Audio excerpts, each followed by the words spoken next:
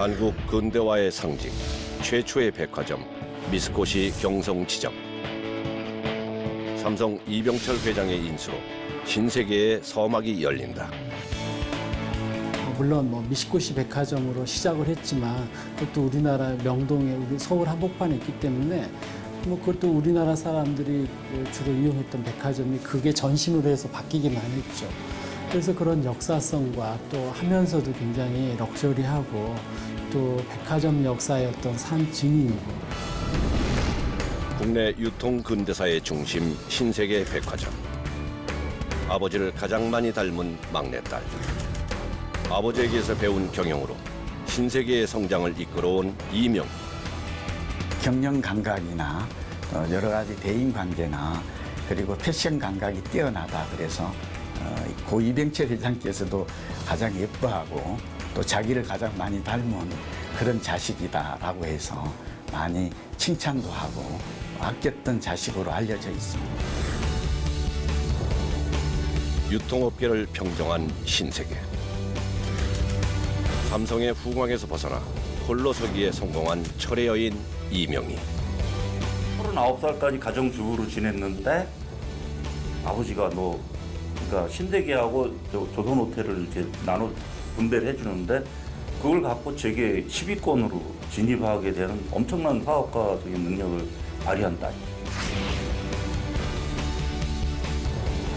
세계가 인정한 여성 기업인. 이병철의 딸이라는 꼬리표 대신 대한민국 유통명가의 총수가 되기까지. 신세계그룹 이명희 회장, 백화점에서 마트, 유통 판도를 바꾸다.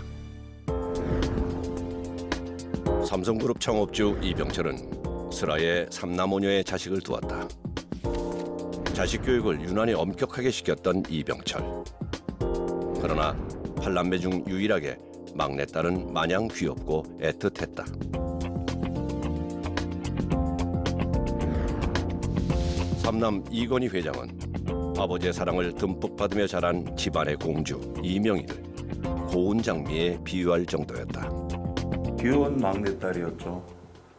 8남매 중에 가장 아빠 말을 잘 듣고 또랑또랑하고 총기도 있어요, 그 양반이. 그러니까 막내딸을 안 이뻐하는 아버지가 있겠어요? 막내딸 특유의 살가움과 부침성으로 아버지 이병철을 기쁘게 했던 이명희. 그 덕에 아버지와 어디든 동행할 수 있었다. 특히 세련된 이병철의 취향을 잘 아는 막내딸은 아버지의 감각을 꿰뚫을 정도였다. 당시에 굉장히 멋쟁이였죠. 이명희 회장께서는 젊었을 때부터 상당히 의상이 좀 화려했고 또 튀었고 패션 리더라 그럴까. 그래서 장안의 화제가 됐었죠. 물론 이제 재벌의 딸이기도 하지만 의류로 옷부터 신발, 가방, 이렇게 모자까지 이런 것들이 다 세간의 화제가 되었을 정도. 화려한 넥타이와 핑크색 와이셔츠를 즐기는 아버지를 위해 일부러 그 패션에 어울리는 단추를 달아줄 정도로 아버지를 흠모한 막내딸. 이병철 역시 이런 딸을 향한 사랑은 각별했다.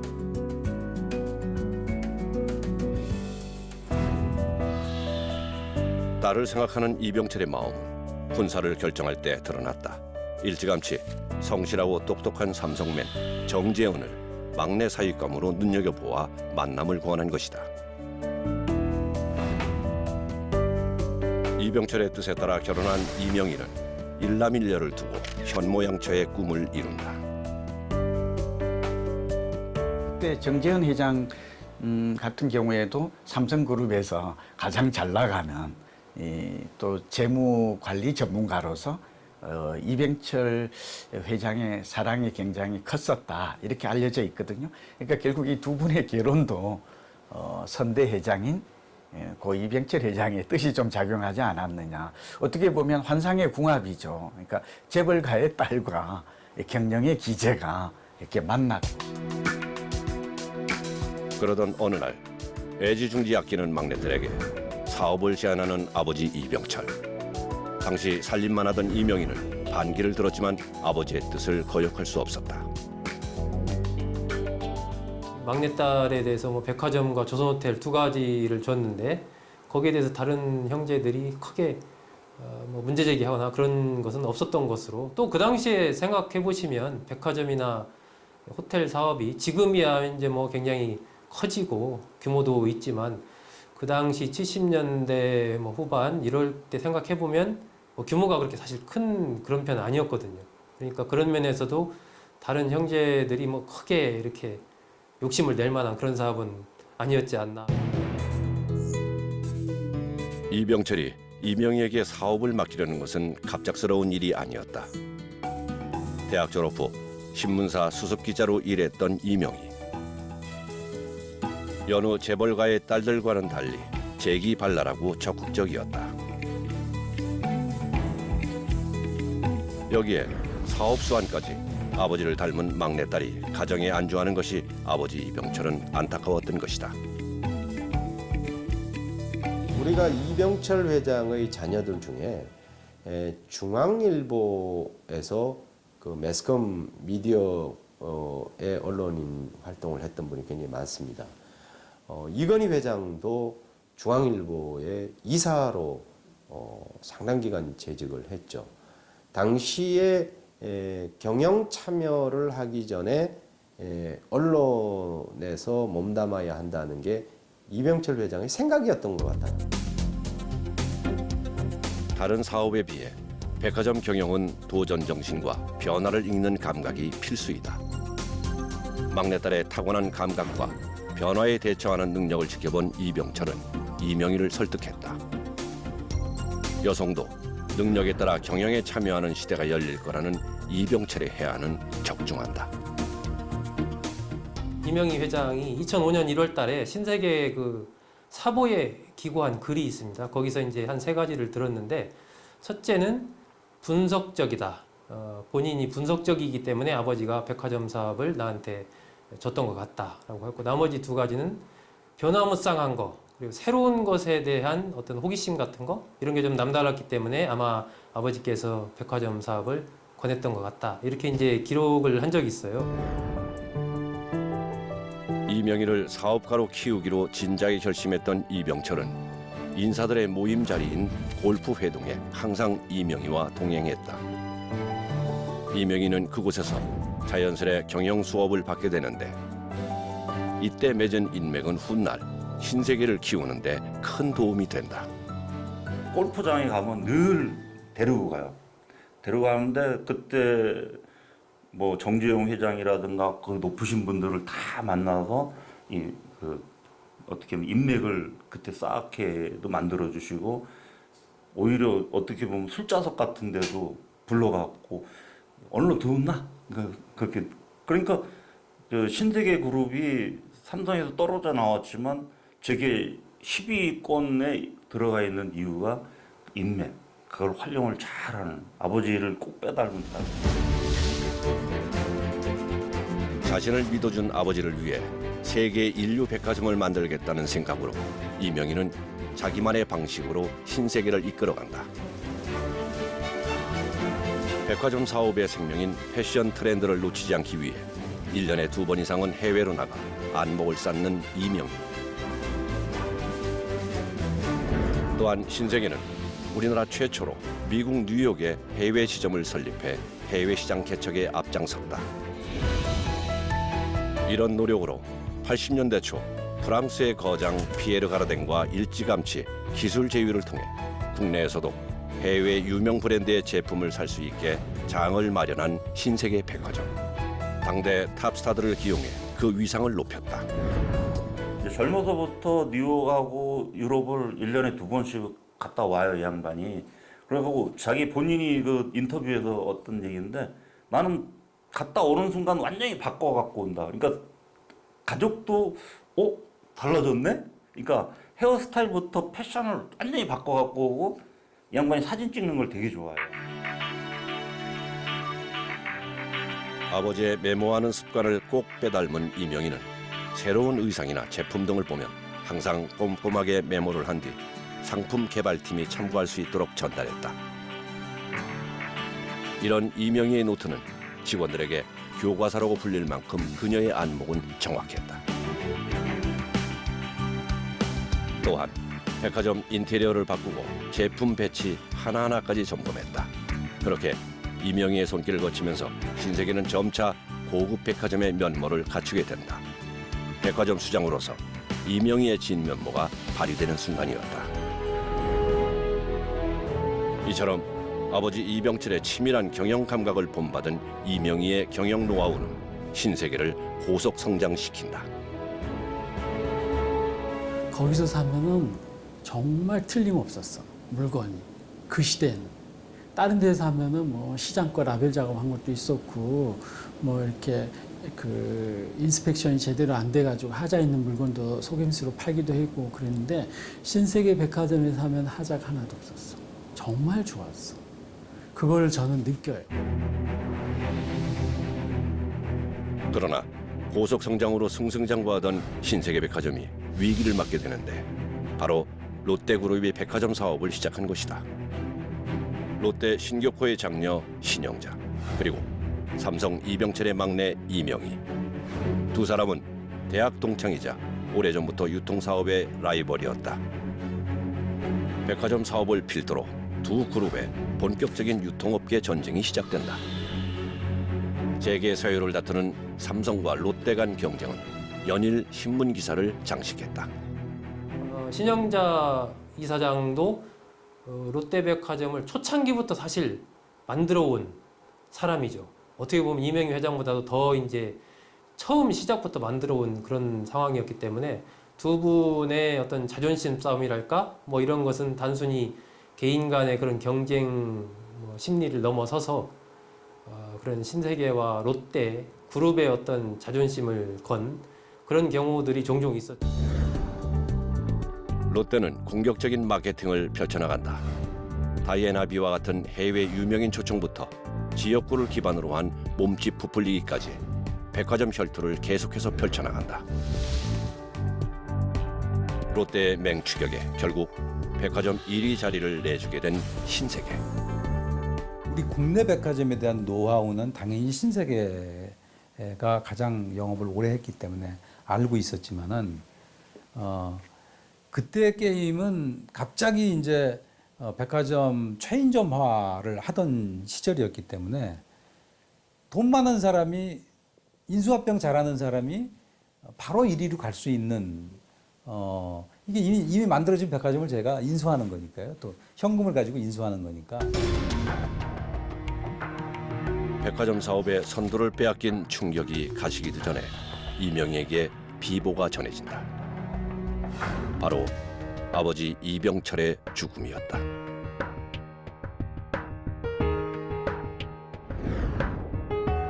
세상이 모두 끝난 것 같았다. 그 누구보다 아버지를 따랐던 막내딸 이명희의 슬픔은 극에 달했고 결국 한국을 잠시 떠나 있기로 한다. 그러니까 아침 저녁 매일 전화를 드렸대요. 이제 아버지가 또 특히 아프실 때 도쿄에도 위암수술 갈 때 옆에 가갖고 뭐 다른 자식도 가고 막 그랬겠지만 딱 24시간 지키면서 아버지가 정신이 깨어날 때 막 울고 있으니까 너구나 아버지가 그러셨대요. 미국에서 심신을 달래던 중 이명희는 프라이스 클럽, 월마트 등 선진국형 마트 체제에 충격을 받는다. 순간 아버지를 잃은 슬픔 속에서 새로운 길이 열리는 걸 직감한다. 선진국형 대형마트야말로 새로운 돌파구가 될 것임을 확신하고 서둘러 사업에 뛰어드는 이명희. 그러니까 60년대에 우리 백화점들이 등장해서 나왔다가 80년대, 90년대가 되면서 우리 소득이 $10,000 이렇게 되면서 합리적인 소비자의 등장. 그러니까 이제 백화점이 제공하는 서비스, 난 필요 없다. 그 대신에 가격은 싸게 해줘. 이렇게 하는 채널에 딱 맞은 게 90년대 초반이라고 봅니다. 그래서 이제 93년에 아마 이마트가 처음 만들어졌고 그 이후에 외국계 이제 할인점들이 대거 한국에 들어오기 시작하죠. 정보화 시대에 접어들면서 소비자들은 과거의 충동 구매에서 벗어나기 시작한다. 사람들은 갈수록 경제적이고 쉬운 것을 찾기 시작했고 이 뜻을 포함한 이코노믹의 이는 이마트를 상징하게 되었다. 1993년 한국 최초 대형마트가 탄생한다. 시범적으로 문을 연 장동점은 주부들의 열렬한 환호를 받았지만 그 시작은 순조롭지만은 않았다. 돈을 했는데 이제 제조업체들의 이런 사람들이 이제 인식이 이제 없는 거예요. 경쟁사로 알아서 물품을 갖다가 지급을 안 해줬다 그래요. 지원을 해줘야지 물건을 이제 그 배치를 하고 이제 물건을 팔아야 되는데 그래서 굉장히 어려워서 오픈을 하는데도 물건이 채워지지가 않아서 직원들이 근처에 가서 물건을 갖고 와서 뭐 채워놨다 이런 얘기도 들은 적이 있습니다. 이마트가 자리 잡을 때쯤 유통시장이 개방된다. 더불어 원조 창고형 할인마트, 월마트가 한국에 상륙. 국내 유통업계는 초비상이었다. 어마어마한 상품들을 앞세워 공격적인 마케팅으로 고객들을 끌어들인 월마트. 경영하는 사람한테 월마트라는 기업은요, 가장 교과서에 많이 등장하는 기업이라고 보시면 됩니다. 그러니까 소매 점포로서 전 산업을 통틀어서 세계 1위 기업을 수십 년을 한 기업이니까. 그건 뭐 전설적인 기업입니다. 이미 상당수의 제조업체가 납품을 거부했지만 월마트는 할인 행사를 강행할 태세입니다. 막강한 자본력과 구매력을 앞세워 자신의 가격 결정에 즉각 따르도록 요구하고 있는 월마트. 반면 월마트는 개정과 동시에 파격적인 가격 할인을 펼친다. 특히나 이마트와 월마트는 단종된 대우 TV를 값싼 가격으로 판매하는 무자비한 출혈 경쟁을 벌여 사회적 문제로 확대된다.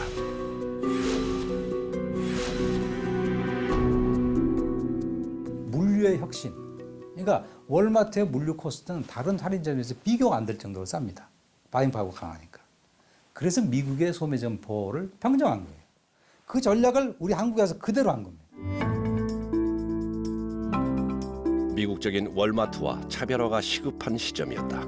이명희는 한국 사람에게 맞는 마트 체계를 갖춰나간다.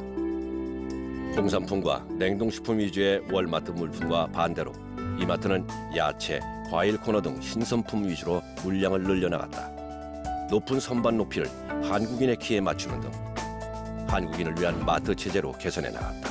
이런 노력으로 월마트의 태풍이 조금씩 잦아들게 된다. 월마트 당사자들은 싸게 하면은 어떤 지역인지 소비자는 올 것이라고 하는 생각. 그러니까 이제 대형 할인점은 미국 같은 경우는 다 외곽에 있거든요. 그래서 사실은 일산, 중동, 구리 이런 식으로 이 자기들 그 지점을 이렇게 마련해 놨죠. 그러면 그다음에 이제 신선식품이 아니라 이제 공산품이었고 하는 그런 그러니까 초기 경쟁은 굉장히 스타트하게 쿨하게 진행이 됐는데 사실은 이마트의 그런 경쟁력 때문에 많이 고전을 했다고 그렇게 보고 있습니다. 월마트는 결국 입점 8년 만에 한국에서의 철수를 결정한다. 현지화에 실패했기 때문이다. 월마트뿐 아니라 까르푸 등 외국 창고형 마트의 철수가 잇따랐다. 세계적인 유통업체의 몰락. 이것은 한국형 마트, 이마트의 독주를 날리는 신호탄이었다.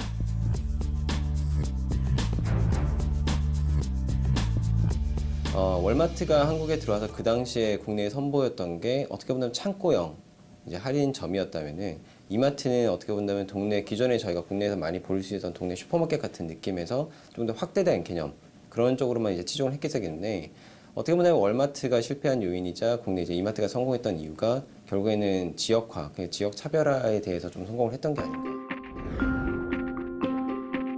그러나 월마트와의 경쟁 이후 더 강력한 업체가 도전을 해온다. 바로 롯데마트. 치열한 상품 판매 전략으로 롯데마트는 소비자를 끌어들이는 데 안간힘을 다한다. 자본력을 앞세운 롯데가 또다시 몸집 불리기에 나선 것이다. 백화점에 이어 다시 맞붙게 된 두 사람. 일단 롯데마트는 롯데라고 하는 강력한 어떤 생활용품이 많은 뭐 제과라든가 이런 여러 가지 많기 때문에 그리고 대개 보면요 롯데의 전략은 먼저 선점해서 가는 스타일이 아니기 때문에 오히려 좀 수월하게 편하게 시작을 하고 있다라는 거고요. 그다음에 이제 롯데 같은 경우에는 지역을 장악하고 있잖아요. 부산이라든가 이런 지역을 장악하고 있기 때문에 오히려 진출하기가 좀 수월했다. 롯데마트의 통큰 치킨은 업계를 발칵 뒤집어 놓는다. 배달소 롯데마트가 내놓은 통큰 치킨. 양은 많고 값은 기존 배달 치킨의 3분의 1 수준.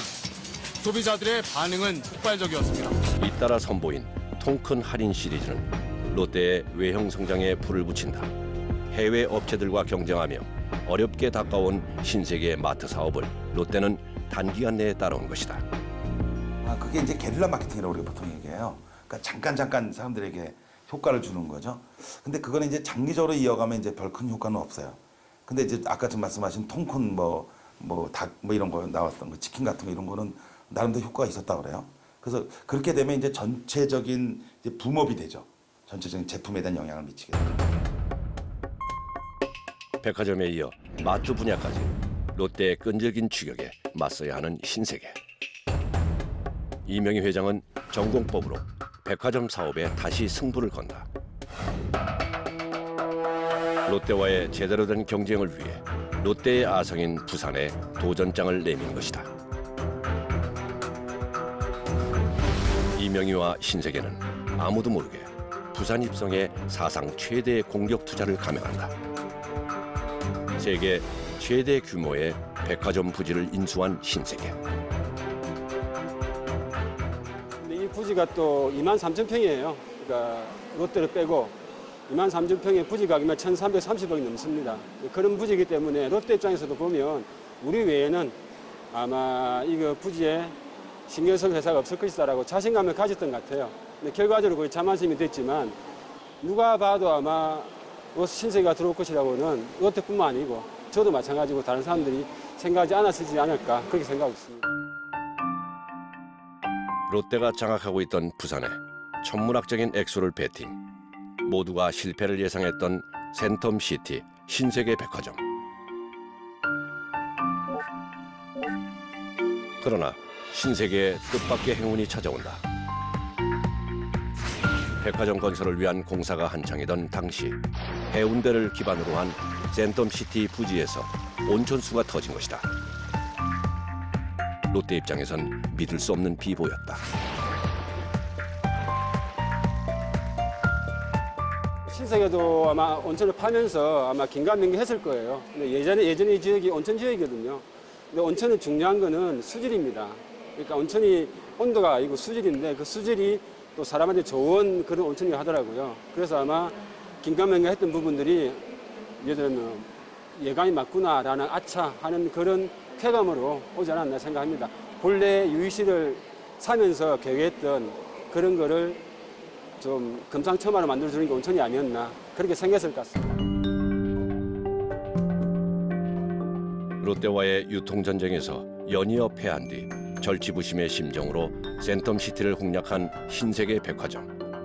유통전쟁에서 신세계는 다시 승자가 되었다. 탁월한 선택이었고 멋진 도전이었다. 세계 최대 백화점으로 기네스북에 등재된 센텀시티 신세계 백화점은 이제 부산뿐 아니라 전국에서도 알아주는 명소가 되었다. 일단은 과거에는 부산 딱 생각하면 롯데 광복이라든지 롯데만 딱 생각을 했었다면 센텀이 생기고 나서는 부산을 생각하면 이제 센텀시티를 먼저 떠올리시는 분들도 많아지셨기 때문에 일단은 기존에 하지 않고 있던 지역에서 확장을 했다. 그다음에 그것도 어떻게 보면 굉장히 큰 규모로 했기 때문에 신세계 그룹이 좀 전국구로 좀 진출을 하는데 좀 더 큰 도움이 된 게 아닌가 좀 그렇게 보고 있습니다. 여성 경영인이 전무하던 시절 세계적인 유통그룹을 만든 이명희. 아버지 이병철을 가장 많이 닮은 막내딸에서 한국의 대표적인 여성 CEO로 성장. 백화점과 마트의 신화를 이뤄냈다. 그녀의 부드러운 카리스마는 오늘도 신세계를 창조하고 있다.